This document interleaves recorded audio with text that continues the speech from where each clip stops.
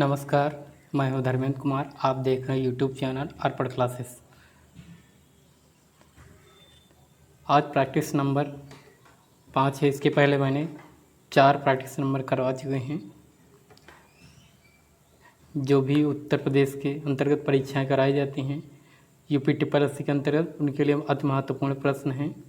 इसमें से आप अपना आइडिया लगा सकते हैं कितने में से क्वेश्चन कितने सही होते हैं।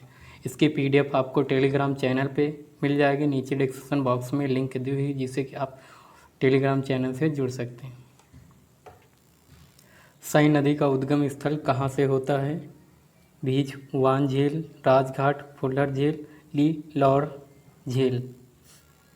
कुल 5 प्रश्न में से चर्चा करेंगे आज।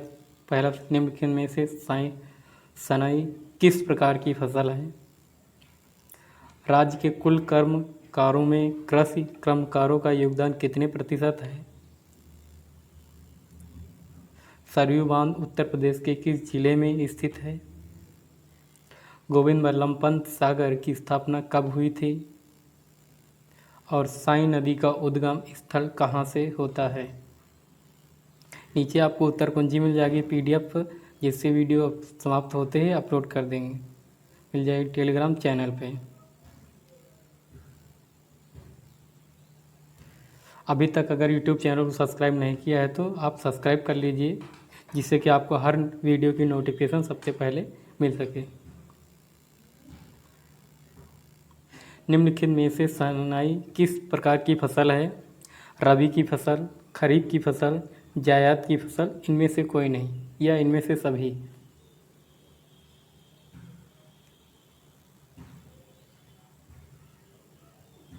इसका जो राइट आंसर है वह है खरीफ की फसल। यानी सनई जो है किस प्रकार की फसल है? यह खरीफ की फसल है। ऑप्शन नंबर बी सही है इसका, खरीफ की फसल। खरीफ की फसल के अंतर्गत कौन कौन सी फसलें आती हैं? चावल,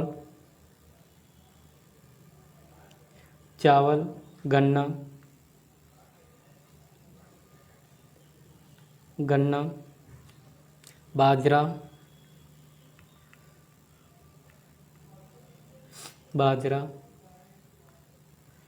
ज्वार, मक्का, कपास, सनई एवं कुल दलहन फसलें आती हैं। रबी की फसल के अंतर्गत कौन कौन सी फसलें आती हैं? रबी की फसल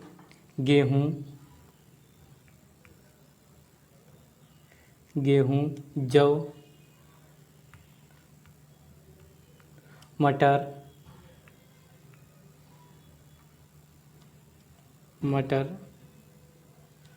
चना, तम्बाकू, सरसों, लाही, आलू इत्यादि फसलें आती हैं जो रबी की फसल के अंतर्गत आती हैं। जायद की फसल के अंतर्गत कौन कौन सी फसलें आती हैं? जायद फसल के अंदर खरबूज यानी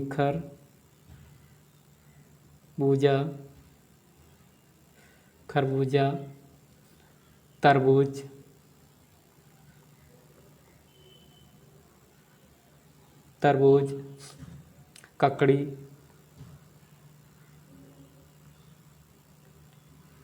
ककड़ी, काशी फल, प्याज, ये सभी प्याज किस फसल के अंतर्गत आता है? जायद फसल के अंतर्गत आता है। इसका जो ऑप्शन सही है वो बी ऑप्शन, खरीफ की फसल के अंतर्गत सनई आती है। नेक्स्ट क्वेश्चन है, राज्य के कुल कर्मकारों में कृषि कर्मकारों का योगदान कितने प्रतिशत है? ऑप्शन ए है 30.3%, ऑप्शन बी है 29.0%, ऑप्शन सी है 59.3%, डी ऑप्शन इनमें से कोई नहीं। इसका जो राइट आंसर है वह है ऑप्शन सी। जो कृषि कर्मकारों में, जो राज्य के कुल कर्मकारों में से कृषि का जो कर्मकार यानी योगदान कितना प्रतिशत है, भारत के कुल खर्च में से जो भारत का जो है उसका 59.3% कृषि का योगदान होता है।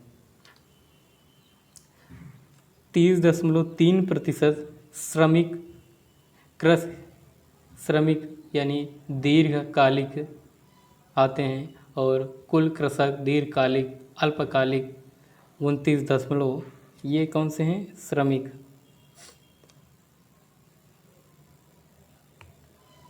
श्रमिक इन्हीं को बोलते हैं दीर्घकालिक और कृषि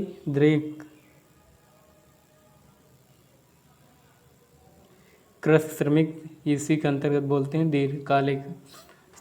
29.0% कुल कृषक 29 कुल कृषक दीर्घकालिक अल्पकालिक, इसको दोनों बोलते हैं। ऑप्शन नंबर कौन से है? Option number C. 59.3% राज्य के कुल कर्मकारों में कृषि कर्मकारों का योगदान होता है, 59.3%। नेक्स्ट क्वेश्चन है, सरयू बांध उत्तर प्रदेश के किस जिले में स्थित है? सरयू बांध अयोध्या, बहराइच, कुशीनगर, बलिया। इसका जो राइट आंसर है वह है option number B, Bahraich. Bahraich में सरयू बांध बनाया गया है। कहाँ बनाया गया है? बहराइच में। अयोध्या में सरयू नदी, अयोध्या किस नदी किनारे बसा है? सरयू नदी किनारे।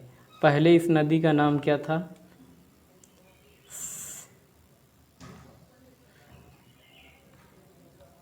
पहले इस नदी का नाम क्या था? घग्घर नदी। क्या नाम था? घग्घर नदी। अब क्या नाम है? सरयू नदी। सरयू नदी कहाँ तक है इसका? बलिया, यानी जहाँ से ये उत्तर प्रदेश की सीमा लगती है बिहार की, वहाँ तक इसको सरयू नदी कहा गया।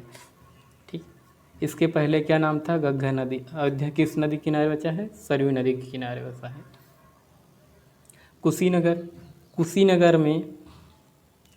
कुशीनगर में ही आप इंटरनेशनल एयरपोर्ट बनाया गया। कौन सा एयरपोर्ट बनाया गया है? गौतम बुद्ध इंटरनेशनल एयरपोर्ट बनाया जा रहा है। बलिया उत्तर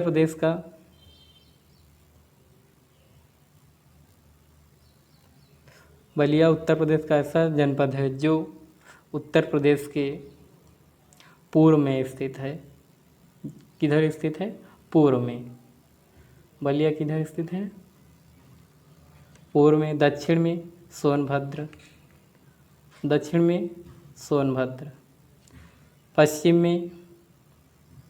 पश्चिम में शामली। पश्चिम में कौन स्थित है? कौन सा जनपद? शामली। उत्तर में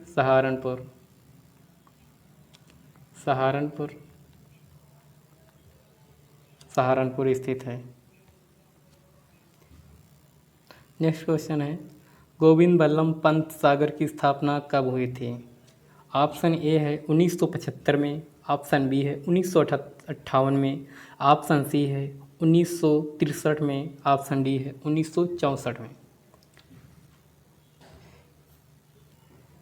इसका जो राइट आंसर है वह है ऑप्शन नंबर सी, 1963 में गोविंद बल्लभ पंत सागर स्थित है।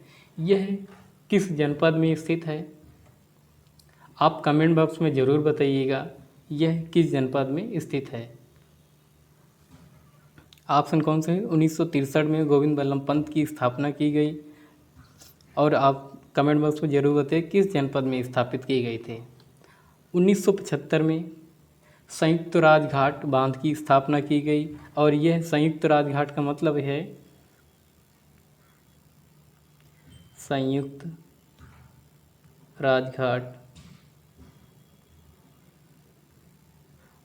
यह मध्य प्रदेश और उत्तर प्रदेश दोनों की संयुक्त परियोजना है। यह 1975 में स्थापित की गई थी। कहाँ स्थापित की गई थी? ललितपुर में। 1958 माता टीला बांध कहाँ स्थित है? ललितपुर में। माता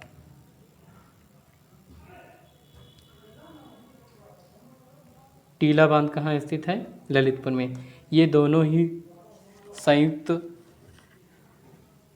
बांध हैं, मध्य प्रदेश और उत्तर प्रदेश।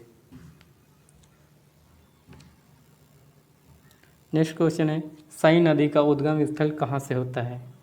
भीज वान झील, राजघाट, फुल्लर झील, लीलौर झील।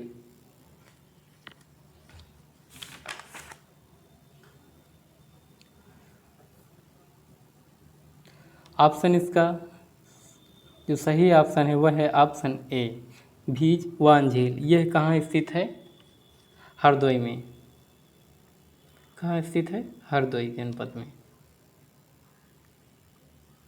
हरदोई जनपद में भीजवान झील है जहाँ से साई नदी का उद्गम होता है। राजघाट, राजघाट कहाँ स्थित है? राजघाट परियोजना यानी बांध ललितपुर में। फुल्लर झील, फुल्लर झील से कौन सी नदी निकलती है? गोमती नदी। कौन सी नदी निकलती है? गोमती। गोमती नदी का उद्गम कहाँ से होता है? फुल्लर झील। गोमती नदी किनारे लखनऊ, सुल्तानपुर और जौनपुर। कितने शहर में से मुख्य शहर जो हैं लखनऊ है और जौनपुर और सुल्तानपुर। लीलौर झील, लीलौर झील किस जनपद में है? यह है बलिया में। कहाँ है? बलिया में स्थित है लीलौर झील। इसी के नीचे उत्तर कुंजी आपको मिल जाएगी। अभी तक अगर यूट्यूब चैनल को सब्सक्राइब नहीं किया, सब्सक्राइब कर लीजिए और लाइक और कमेंट बॉक्स को ज़रूर करिए। धन्यवाद।